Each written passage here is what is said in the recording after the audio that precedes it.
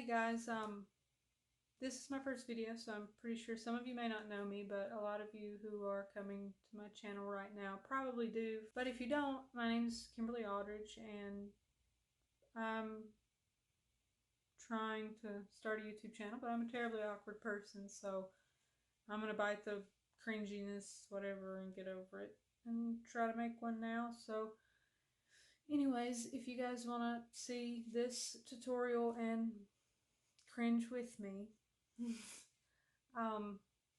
keep watching, and I hope you guys enjoy. I'm going to start off with using my Urban Decay Primer Potion in Eden.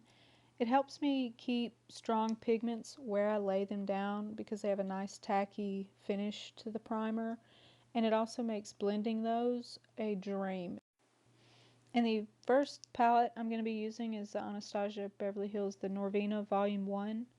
I'm using the shade C1 to cover my brow bone. I'm not using it for the whole eyelid. Sometimes you can do that if you want a weaker color, if you're working with more naturals. I use it only on the brow area right now to keep it from bringing my strong pigments up way too high on my eyebrow area. It gives me a nicer blend. I'm going to use the Thirsty palette, the color Splash, and I'm putting that right in the corner of my eyelids.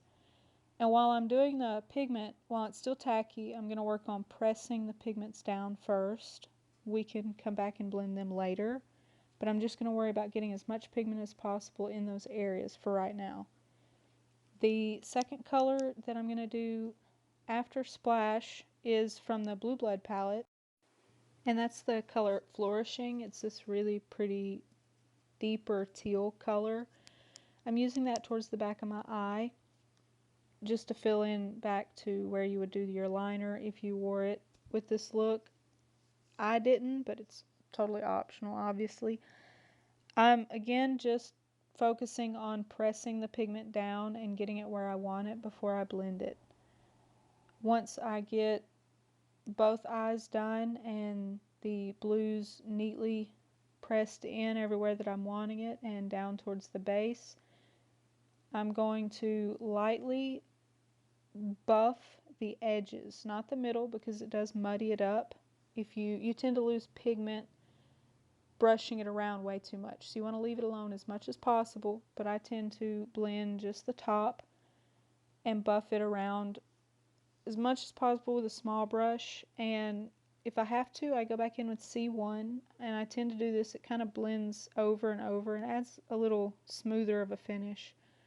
I'll apply the white again, or light color, at the top, and I'll work my way into the blue, and then I'll take the blue again, lightly adding it on my brush. I'm not trying to pack it, so just a little bit and tap off the excess. But you would buff it back up into the white, and then you can do that. I normally do it at least twice, but that's just to get a super smooth blend going on right there. And I always make sure the last color I do is the color on the eyelid, not the highlight color. That way you tend to get that strong payoff back towards the top instead of the white coming through more. It definitely helps get those perfect blends that can be a pain to achieve, but it's a total lifesaver when it comes to getting the brightest pigment possible from just about any palette. It works with almost every brand that I own. It's a lifesaver. And it just keeps it from being too harsh and too sharp of a line like how we first applied it. And you can see with this eye, I kind of slowed down the clip so that you can see just how long you spend blending. I don't think anybody realizes how long it takes to really blend some colors, but to get these bright colors perfectly blended, it takes me forever. And it's just playing back and forth to soften it down, and you want to just barely touch that brush to your eyelid. It helps a lot. You don't have to press it hard. I never press them hard, just only when I'm packing. But you just want to lightly buff it around, and you can see in this eye the shape kind of going away and diluting and blending out smoothly like I wanted it to. I always try to do a more rounded eyeshadow look, but for some reason, for the life of me, it always ends up tapering out at the ends. So I end up with a pointed eye look, which looks fine, but I don't know how you guys seem to do the circle look because I always have that point at the end. But I'm also, because I'm doing just a half cut crease here, I'm making sure that I start packing the pigment down on the actual eyelid itself too, like I've done here. And just playing around with the edges and buffing it out where I want. And you can see right there, I ended up with the tapered eye look again. I don't know how to stop that from happening. I think it's like the whole eyeliner thing. You add a little bit and then you add just a little bit more to try to clean it up, and then you end up with raccoon eyes. I'm guilty of it too. I have to be careful.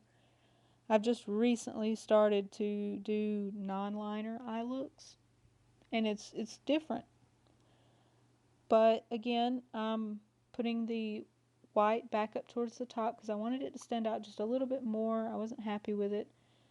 And then blending them back in.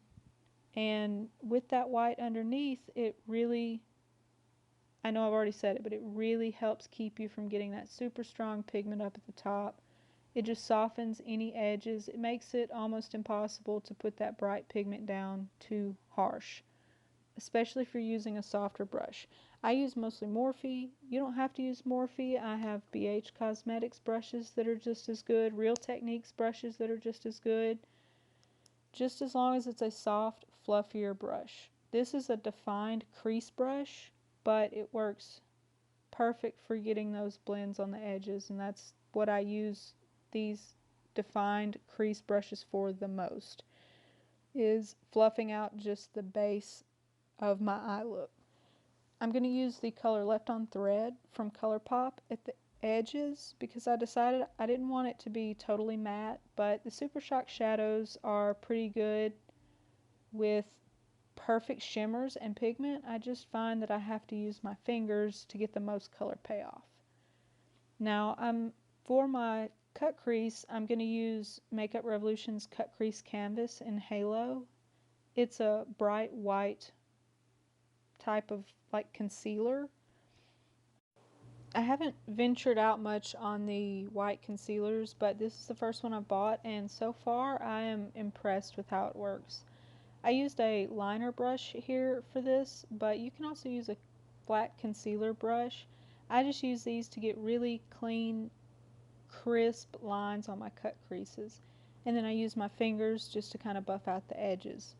I do layer my white a few times. I don't necessarily do it all the time, but because I am doing a white cut crease here, I do go over it, I believe 3 times total, just to get that sharp white. And I'm going to use the color C1 again over this concealer so that way it's powdered down and it's got the strongest white I can possibly get with it.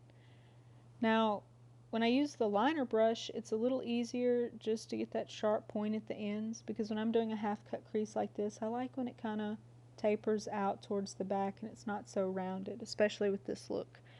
But this is where I'm going in with the C1 again, and I'm just laying it over that concealer to get a really nice white shadow base. And I'm using a flat concealer brush for that too. And when you get towards the back of the eye, I'm kind of slow with packing against the line because I don't want to mess up that crisp line. But I use Left on Thread again back into the white, and I just kind of blend them back and forth until I get that softened look to go into the cut crease that smooths everything out. And this is the Ciate London. I'm probably saying that name terribly wrong, but it's the Eye Luster Cream Shadow. There wasn't a specific color name, so I apologize for that. But I'm going to do 2 coats of this, and I put it just over the white eyeshadow that we had originally set down over the concealer. And towards the edges, I'm just taking my liner brush again, just doing small streaks to kind of taper out instead of a flat edge. And then I use my finger to kind of buff that if I need to, just a little bit. Now under the eye, I'm going to use the Left on Thread from Colourpop again, just to kind of round out and even it under my eye area and fill it in, make it more consistent with the top of the eye. And I also used a little bit of flourishing with it. I'm not sure if you can tell the difference here, but I'm packing them together to kind of even out the glitter instead of it just being matte. And I'm going to use Splash under the front of the eye instead of doing that bright white again, so that it's not too blinding. But I'm going to use that right up under the front, and I always fill in the bottom of the eyes because it looks empty if I don't. But I'm using Ulta Beauty Gel Liner here, and I try to tight line up at the top. It's normally easier for me to do the bottom, but you can see I have a terrible time trying to do that, so I usually do just a little bit and a little bit of eyeshadow to fill it in as much as possible. I also use a little bit of black eyeshadow from the Norvina palette. I don't remember the number for it, but I'm going to use that just to smoke out that gel liner a tad into the blue. That way I don't have that sharp liner line from application. I want it to blend in and kind of smoke out nicely. So, I did forget to mention, once I got done with my foundation and everything, I went back in the corner of my eyes with Mermaid, this little shadow by NYX. Just a little bit in the inner highlight. It's really shimmery. And I went in with Cullinan from the Blue Blood up here to give it a highlight.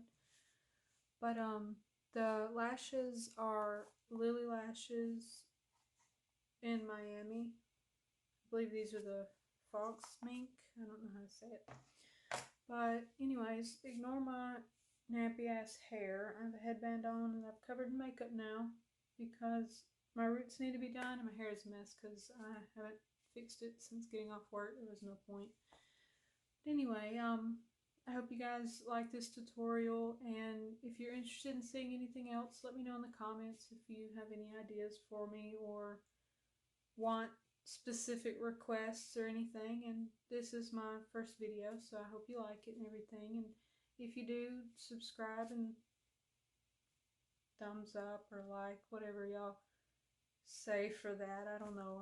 I'm pretty awkward, but anyway, I hope you guys enjoyed, and see you later.